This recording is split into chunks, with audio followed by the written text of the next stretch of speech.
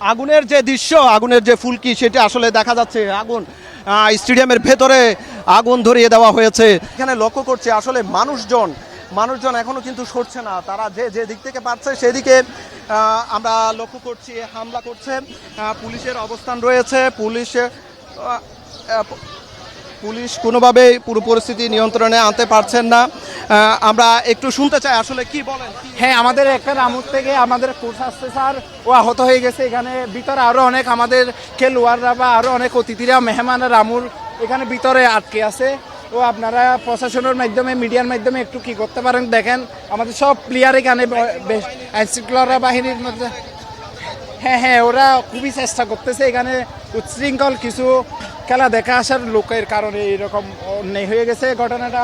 তো আমরা আসলে শুনতে পাচ্ছিলেন যে দর্শনার্থী যারা দর্শকরা এসেছেন তারা আসলে কতটুকু ক্ষুব্ধ। এখনো পর্যন্ত অনেকেই এখানে ধাওয়া পাল্টা দেওয়া যতই আমরা লক্ষ্য করছি, অনেকের হাতে লাঠি শুটা লয়ে তারা হামলা করছে, চেষ্টা করছে মানুষজনকে স্বাভাবিক রাখার জন্য, কিন্তু কোনোভাবেই আমরা এখনো পর্যন্ত আসলে স্টেডিয়ামের গ্যালারির ভিতরে আমরা আপনাদেরকে একটু দেখাতে চেষ্টা করব আসলে আমরা কতটুকু আসলে আমরা ঝুঁকির মধ্যেই কিন্তু আপনাদেরকে দেখানোর চেষ্টা করছি। এখানে চারপাশ থেকে ইট পাটকেল নিক্ষেপ করছে, অন্যদিকে আগুনের যে পরিস্থিতি, আগুন জ্বলছে ভিতর থেকে আসলে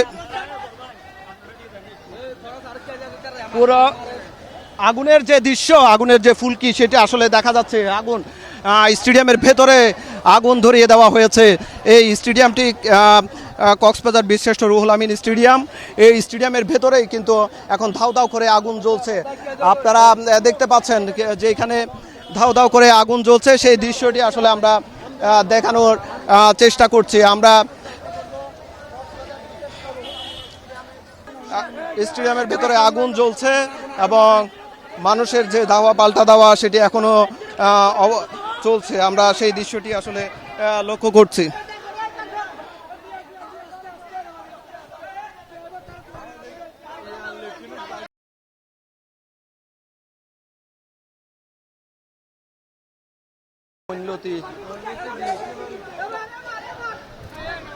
এখানে আগুন নেভানোর চেষ্টা করা হচ্ছে।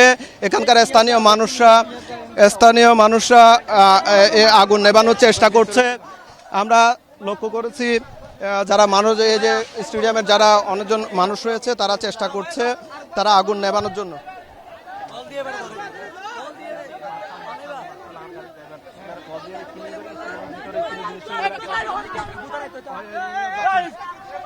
আপনারা দেখতে পাচ্ছেন এখানে আগুন ধরিয়ে দেওয়া হয়েছে, সেই আগুন নেভানোর আসলে চেষ্টা করা হয়েছে, কিন্তু এখনো পর্যন্ত আগুন